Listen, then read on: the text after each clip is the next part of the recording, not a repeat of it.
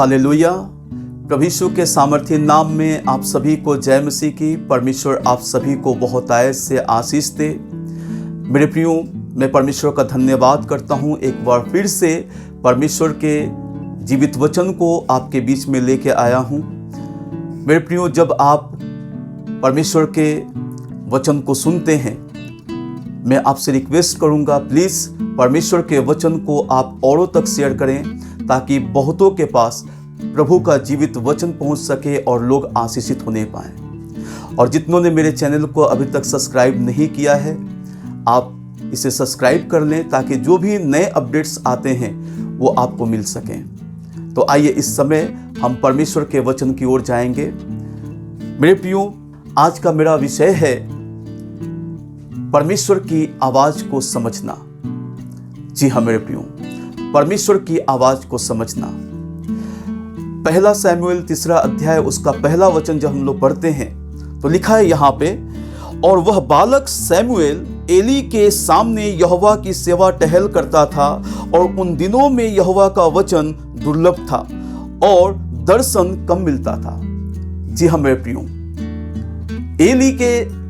शमूएल एली के अधीनता में रह करके वो परमेश्वर के भवन में परमेश्वर की सेवा टहल करता था, और उस समय वचन दुर्लभ था और दर्शन बहुत कम मिलता था। आप सभी जानते हैं एली एक याजक था, और शमूएल को उसकी मां ने परमेश्वर की सेवा के लिए परमेश्वर के भवन में उसने समर्पित कर दिया था। और शमूएल उस समय एक छोटा बालक था, एक बच्चा था। और उस समय की बात है, मैं आपको बताना चाहता हूं कि उस समय जब शमूएल परमेश्वर के भवन में सेवा टहल किया करता था, एक दिन की बात है कि परमेश्वर ने शमूएल को आवाज दिया, और शमूएल से परमेश्वर ने कहा, शमूएल शमूएल। वो तुरंत भाग के आता है। उसने समझा कि मेरा जो स्वामी है एली, वो मुझे बुलाया है, और तुरंत एली के पास भाग के आता है। बोलता है कि क्या आज्ञा प्रभु। उसने कहा, मैंने तुझे नहीं बुलाया, जा लेट जा। फिर उसके बाद से परमेश्वर का दूसरी बार आवाज आता है। फिर वो भागते हुए आ रहा है एली के पास और बोलता है कि हे प्रभु, क्या आज्ञा है। उसने कहा, मैंने तुझे नहीं बुलाया, जा फिर से लेट जा।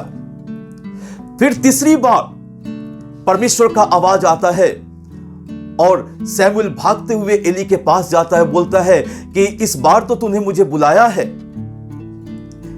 तूने तो मुझे बुलाया है, मैं जानता हूं। लेकिन एली ने कहा, मैंने तुझे नहीं बुलाया, जा फिर से लेट जा। और जब चौथी बार आवाज आए तो कहना कि हे प्रभु, बोल, तेरा दास सुनता है। जी हाँ मेरे प्रियो, शमूएल एक बालकपन में एक छोटा बालक था, और इतना वो बच्चा था कि वो परमेश्वर की आवाज को समझ नहीं पाता था, है ना। बाइबल बताती है यहाँ पे, जब 7वें वचन को पढ़ते हैं 3:7 में लिखा है कि उस समय तक तो शमूएल यहोवा को नहीं पहचानता था, और न तो यहोवा का वचन ही उस पर प्रकट हुआ था। शमूएल एक छोटा बालक था, परमेश्वर की आवाज को वो नहीं समझ पा रहा था, परमेश्वर की आवाज को वो नहीं पहचान पा रहा था, क्योंकि कभी भी उसने परमेश्वर के आवाज को नहीं सुना था। और इतना वो बालक है कि आत्मिक अंडरस्टैंडिंग उसके पास नहीं है, आत्मिक समझदारी उसके पास नहीं है, इसलिए वो परमेश्वर की आवाज को समझ नहीं पा रहा था। अभी वो आत्मा में, आत्मिक बातों में अभी वो बच्चा है, परमेश्वर की आवाज को समझ नहीं पा रहा है। और आज मैं इस बात को कहना चाहता हूं कि जिस प्रकार शमूएल आत्मा में वो बालक था, आत्मा में वो बच्चा था, भी मैच्योर नहीं हो पाया था, आज उसी प्रकार से हमारे बहुत से मसीही भाई बहन हैं जो परमेश्वर की आवाज को वो नहीं पहचान पा रहे हैं। कई बार परमेश्वर अपने लोगों को आवाज दे रहा है। हो सकता है इस समय परमेश्वर आपको आवाज दे रहा है। जब आप प्रार्थना में बैठते हैं, परमेश्वर आपको आवाज दे रहा हो, आप नहीं पहचान पा रहे हो। जब आप बाइबल पढ़ रहे होते हैं, परमेश्वर आपको आवाज दे रहा होता है, आप नहीं पहचान पा रहे हो। जब कई बार आप परमेश्वर की उपस्थिति में बैठते हैं, परमेश्वर आपसे बातचीत कर रहा हो, लेकिन आप नहीं पहचान पा रहे हो।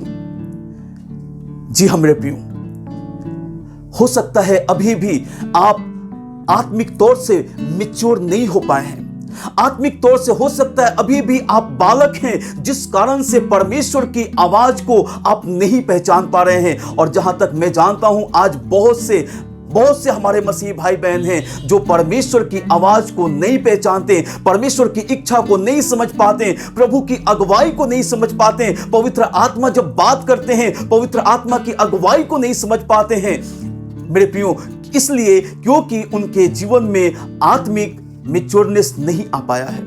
अभी भी वो आत्मा में, आत्मिक तौर से अभी वो बच्चे हैं, इसलिए परमेश्वर की आवाज को वो नहीं समझ पा रहे हैं। हो सकता है कि आप भी परमेश्वर की आवाज को ना समझ पा रहे हो, जिस प्रकार सैमुएल नहीं समझ पा रहा था।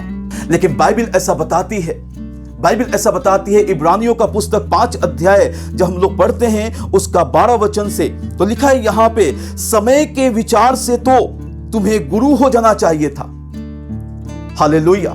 समय के विचार से तो तुम्हें गुरु हो जाना चाहिए था, तो भी क्या यह आवश्यक है कि कोई तुम्हें परमेश्वर के वचनों की आदि शिक्षा फिर से सिखाए। आगे लिखा है यहां पे, और ऐसे हो गए हो कि तुम्हें अन्न के बदले अब तक दूध ही चाहिए। समय के हिसाब से अभी आपको गुरु हो जाना चाहिए था। समय के हिसाब से अभी आपको बहुतों को सिखाने वाला हो जाना चाहिए था। लेकिन मेरे प्रियो, अभी भी हमारे बहुत से मसीही भाई बहन बालक के समान हैं, उस सैमुएल के समान, उस छोटे बालक के समान हैं। आत्मा में अभी बढ़ नहीं पाए हैं, आत्मा में वो मजबूत नहीं हो पाए हैं, आत्मिक अंडरस्टैंडिंग उनके जीवन में नहीं आ पाया है। अब तक तो आपको बहुतों को सिखाने वाला बन जाना चाहिए था, अभी भी आप सीखने वाले के गिनती में आप आ रहे हैं।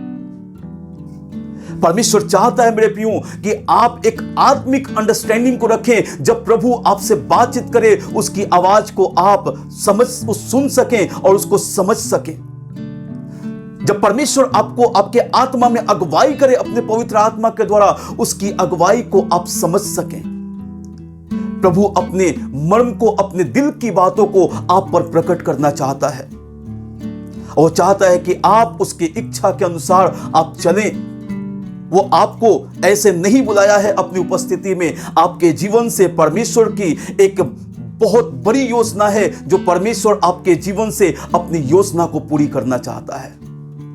क्या आप उस योजना को अपने जीवन में चाहते हैं कि वो योजना, परमेश्वर की योजना पूरी हो जाए?